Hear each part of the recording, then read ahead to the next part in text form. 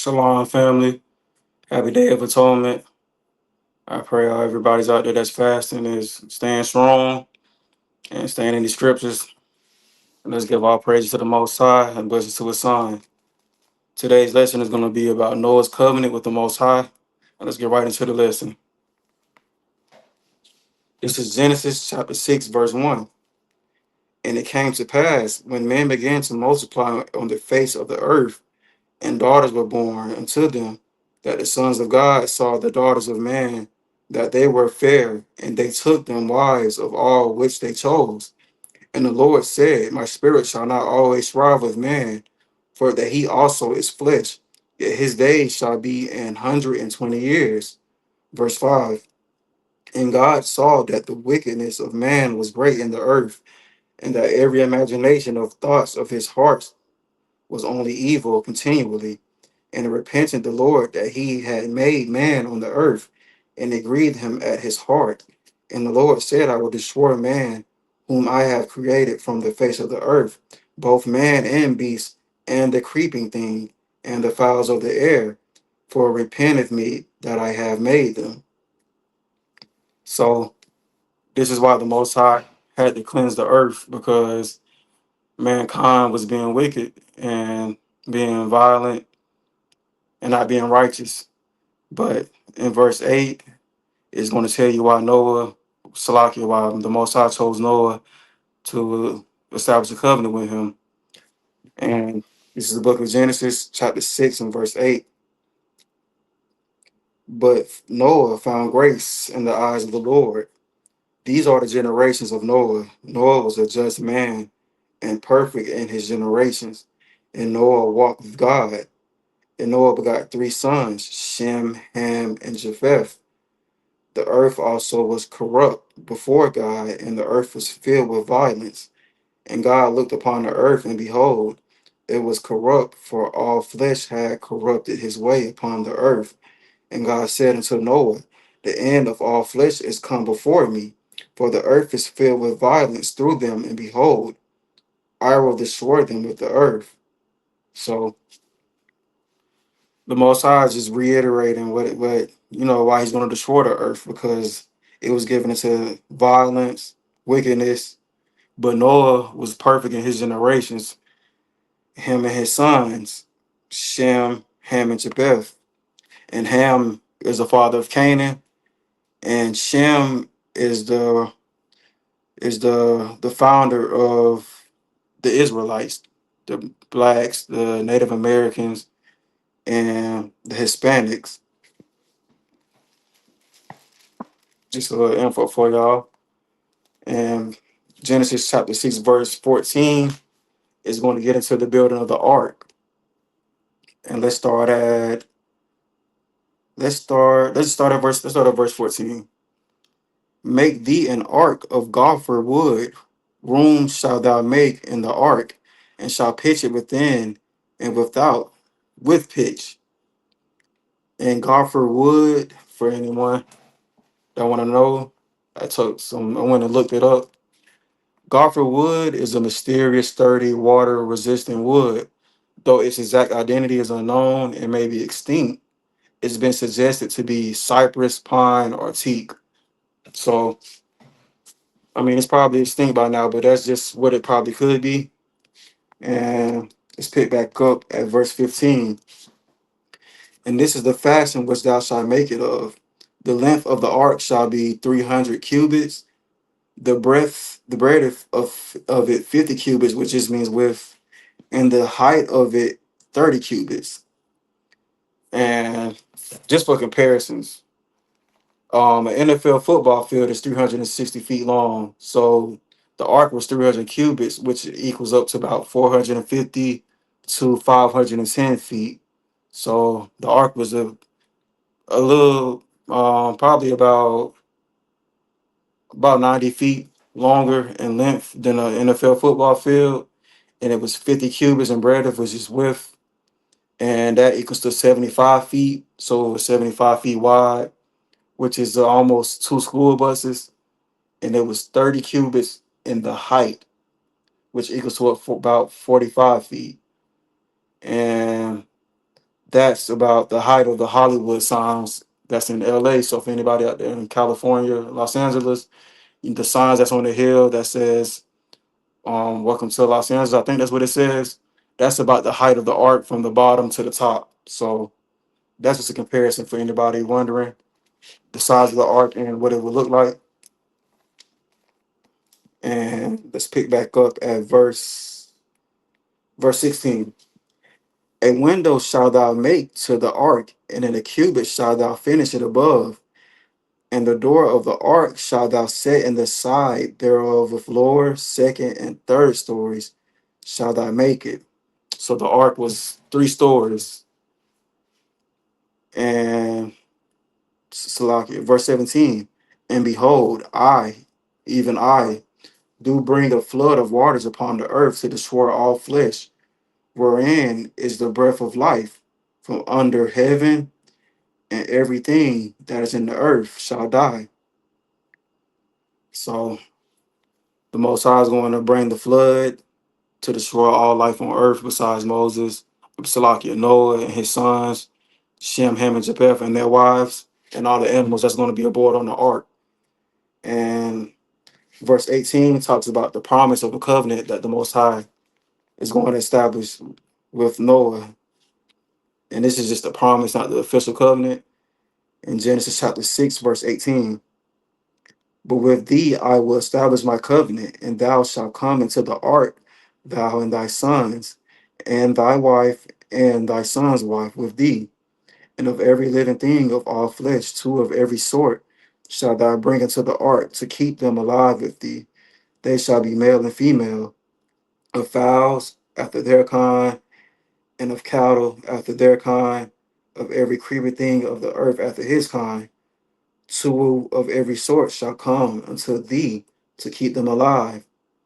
And take thou unto thee of all food that is eaten, and thou shalt gather it to thee, and it shall be for food for thee and for them. Thus did Noah according to all that God commanded him. So did he. Okay, now I want to get into how long it rained. And let's start at Genesis chapter 7, excuse me, and we can start at verse 2, and it's gonna lead into it. Of every clean beast thou shalt take to thee by sevens, the male and his female, and of the beasts that are not clean by two, the male and his female. So all the clean animals, all the clean beasts, I should say, take by the sevens. So that's a female and a male, but by the sevens, and the male and of the beasts that are not clean, you take by the two, which is just the male and the female. Verse 3. Of fowls also of the air by sevens, the male and the female, to keep seed alive upon the face of all the earth. Now, this is where we get into the rain and the floods. Verse 4 of chapter 7, verse 4 of Genesis. For yet 7 days I will cause it to rain upon the earth, 40 days and 40 nights, and every living substance that I have made will I destroy from off the face of the earth. And Noah did according to all that the Lord commanded him.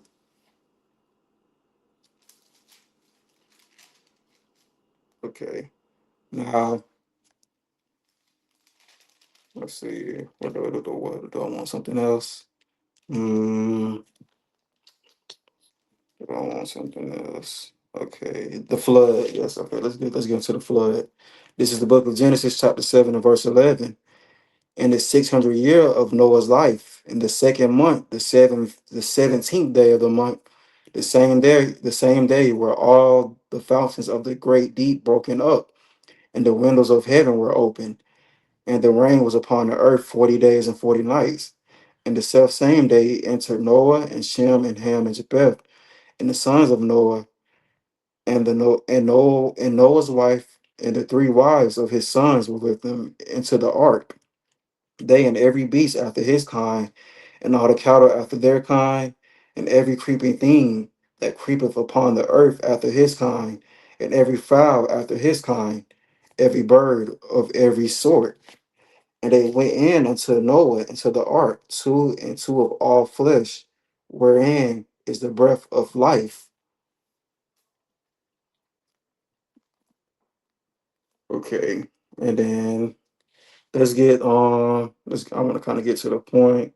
So let's jump to chapter 8 and let's get into the water receding from the earth. And this is the book of Genesis, chapter 8 and verse 1.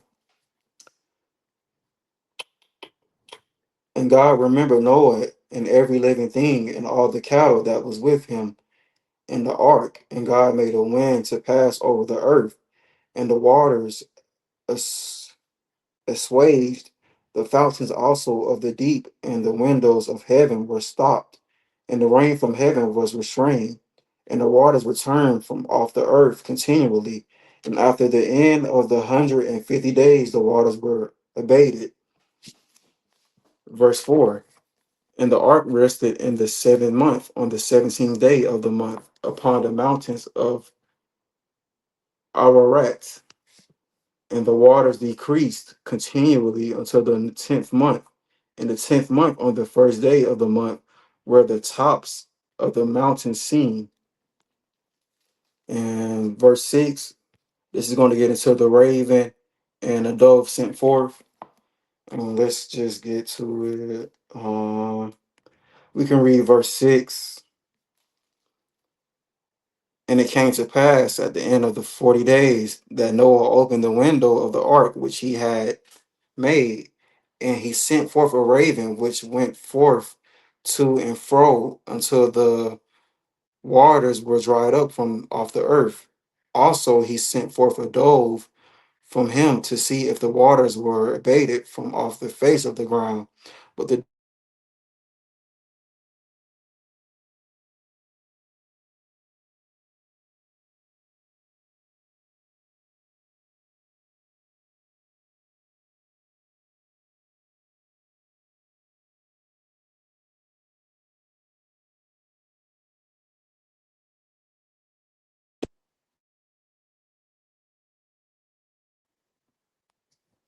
Salakia family, I just got a call. Sorry about that.